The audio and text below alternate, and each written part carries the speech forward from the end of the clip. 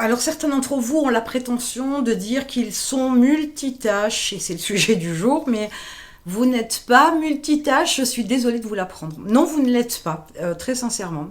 Euh, Vous pourriez me dire qu'effectivement, par exemple, vous lancez la cuisson de je ne sais pas quoi, et pendant ce temps-là, vous allez prendre votre douche. Ça, ce n'est pas être multitâche, je suis désolée, c'est être organisé.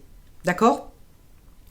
Le multitâche consisterait profondément à avoir des tâches effectuées en simultanéité, voilà, j'ai pas bugué, en même temps,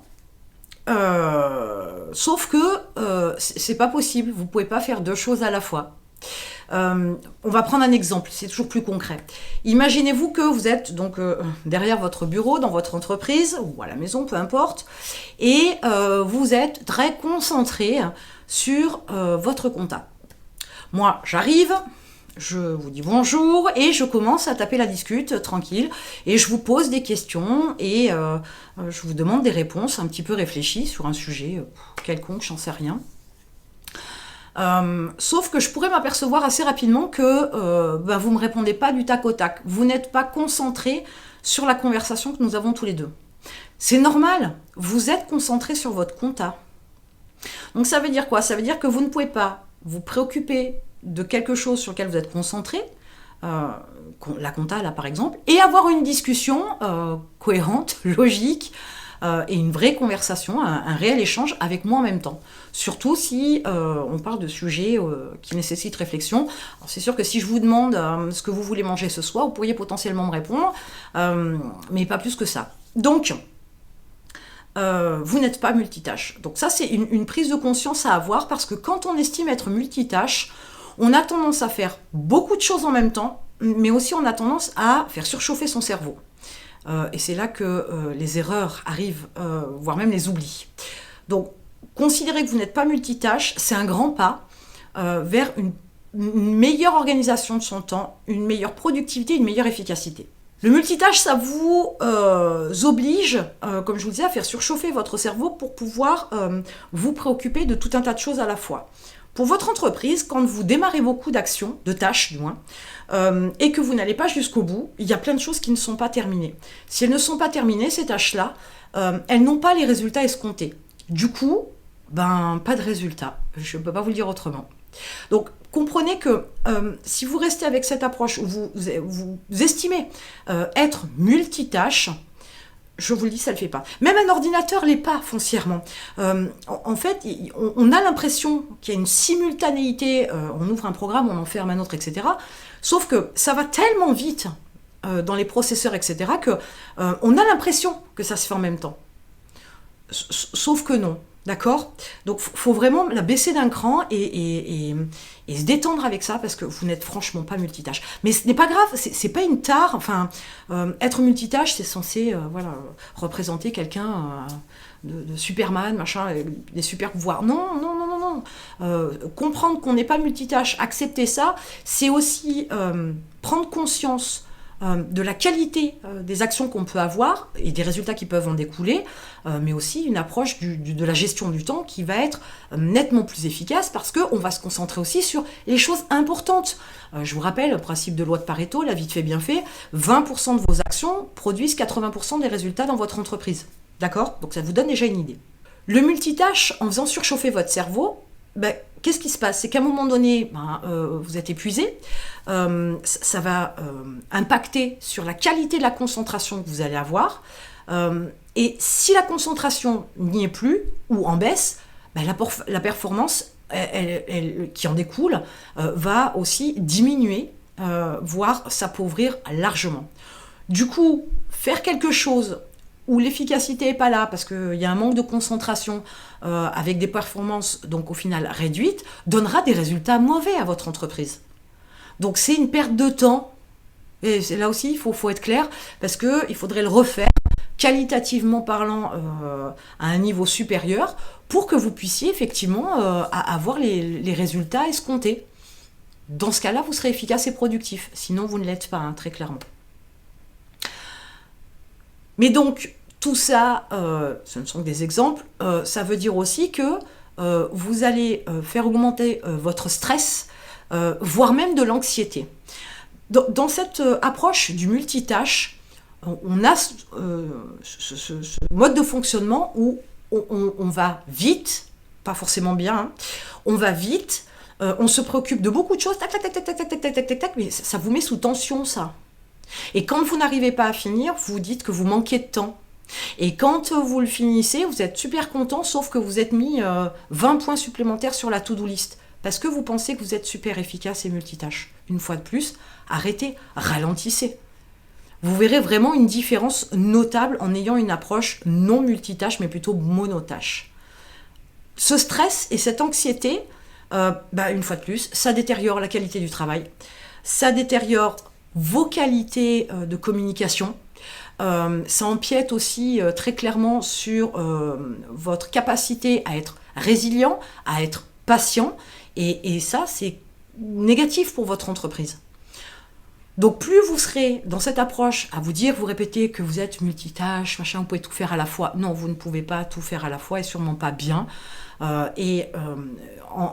reprenant un rythme plus calme, plus posé, en vous concentrant sur ce qui est essentiel, vous verrez aussi que ça va diminuer votre stress et votre anxiété. Mais ça va vous permettre aussi de pouvoir travailler avec une planification dans le temps qui va être différente parce que vous allez prendre les tâches importantes pour pouvoir vous concentrer dessus. Il vous faut du temps et donc ça veut dire une organisation aussi de votre planning différente. Il est clair que l'approche multitâche peut être, entre guillemets, ce positionnement d'être et d'annoncer qu'on est multitâche peut être exacerbé, amplifié par le fait qu'on mette en place, vous mettiez en place, des processus de travail. Je ne parle pas d'automatisation, hein, ça c'est encore un autre sujet, mais les processus de travail. On se dit en général, quand on a mis un processus de travail, qu'on est sur un plan d'exécution d'une ou plusieurs actions, d'une tâche du moins, qu'on est super efficace. Parce que tout est calé, tout est... et que parce qu'il y a un plan, il y a un processus qu'on suit à la lettre, etc., et qu'on est efficace, forcément, comme ça roule tout seul, on s'en cale un deuxième, et puis un troisième, et puis un quatrième. Et on retombe dans le vice du multitâche. Et c'est là où vous posez encore un problème supplémentaire, vous mettez un problème supplémentaire dans votre entreprise, c'est que vous retombez dans votre travers de « je suis multitâche », tout ça parce que vous avez des processus qui ne vous font pas perdre le fil, qui ne vous font pas faire des erreurs, pas d'oubli, etc. Mais vous ne pouvez pas compter sur les processus pour faire du travail qualitatif. Un processus, il est en constante évolution. Il était bon il y a 3 mois en arrière, vous avez légèrement modifié votre stratégie, vous avez amélioré votre produit. Du coup, peut-être que certains processus ne seront plus d'actualité. Et du coup, vous allez effectuer effectivement votre tâche grâce à vos processus, sans rien oublier, etc. Sauf que ce ne sera pas adapté au nouveau produit. Et du coup, vous abîmez une fois de plus la qualité des résultats, des rendus de vos actions. Donc le multitâche, très clairement, ça n'a aucun intérêt. Une bonne organisation, je valide à 300%, aucun souci. Par contre, le multitâche, jamais. Donc, première des choses que je vous conseille, c'est déjà redescendre et clairement comprendre que vous n'êtes pas multitâche. Je vous dis peut-être bien ou très bien organisé, mais en aucun cas multitâche. Ça veut dire aussi qu'il va vous falloir vous poser pour trouver des solutions pour que vous puissiez ralentir le rythme pour faire de la qualité, parce que c'est nécessaire quand même dans certains domaines de votre entreprise, et trouver un ou plusieurs moyens, plusieurs stratégies pour pouvoir exécuter, alors vous, pourquoi pas la délégation ou quelqu'un d'autre, exécuter le travail qui doit être fait. Le multitâche a tout un tas de solutions, mais vraiment une grande quantité de solutions. Mais la première des démarches déjà, c'est de voir en détail, dans les actions que vous avez, ce qui est essentiel ou pas à l'entreprise. Parce que on peut être aussi tenté d'être multitâche. D'abord parce que dès qu'on a du temps libre, le cerveau il n'aime pas le vide, donc vous rajoutez des choses, des actions à faire qui sont quelquefois inutiles pour votre entreprise. Du coup, ça vous génère une masse de travail plus conséquente, ça vous met sous pression, de la tension, ça vous oblige à en faire davantage et aller remettre le pied sur l'accélérateur pour accélérer le mouvement, pour faire tout ce qu'il y a à faire. Donc vous retombez en arrière, vous revenez en arrière, c'est un piège. Donc des solutions, il y en a tout un tas. Ça dépendra de ce qu'il y a d'important ou pas à faire dans votre entreprise. Ça dépendra si vous êtes prêt à déléguer la totalité ou juste une partie. Il y a tout un tas de facteurs. Mais il y a des solutions. Des solutions, il y en a tout un tas. Comprenez aussi que il est important de vous concentrer sur ce que vous savez faire. Mais pour autant, il y a des choses que vous n'avez pas besoin d'apprendre. Je prenais tout à l'heure l'exemple de la compta. La compta, c'est pas un truc que vous devez apprendre. C'est pas votre job d'être comptable. Votre job, c'est de diriger une entreprise. Donc, faut pas tout confondre non plus. Par contre, oui, vous avez un comptable ou un expert comptable, un salarié, un prestataire, une société externe. C'est pas le problème. Mais comprenez aussi que c'est pas là où vous êtes le plus fort. J'espère pour vous, du moins, si c'est pas le domaine d'activité dans lequel vous êtes, mais c'est pas là la priorité. Le comptable, son job, c'est, je vais faire ça très très large, mais c'est de gérer l'argent. Je fais très très large, parce qu'il y a des subtilités, etc. Ça reste un partenaire de travail. Il n'a pas la main mise sur tout et vous êtes derrière pour contrôler, c'est évident. Mais pour autant, c'est pas votre priorité.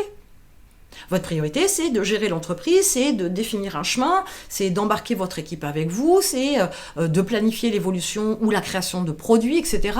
Les stratégies de com pour s'ouvrir sur un autre marché, etc. Mais en aucun cas, votre job, c'est de faire la compta. Jamais de la vie. Donc il faut aussi être capable d'analyser ce que vous faites aujourd'hui pour pouvoir faire le point et éviter d'être sur une approche multitâche. Il est clair que ça impacte sur votre gestion du temps et la prise de contrôle du temps est quelque chose d'absolument nécessaire. Il y a bien une compétence qui est productive, qui est intéressante pour vous acquérir, c'est le fait de savoir gérer votre temps, le contrôler et de le gérer. J'ai une solution pour vous, vous avez un lien en description. Vous allez pouvoir apprendre à contrôler et à gérer votre temps comme un pro avec quelques astuces supplémentaires et surtout ma méthode suroptimisée. Je vous attends de l'autre côté.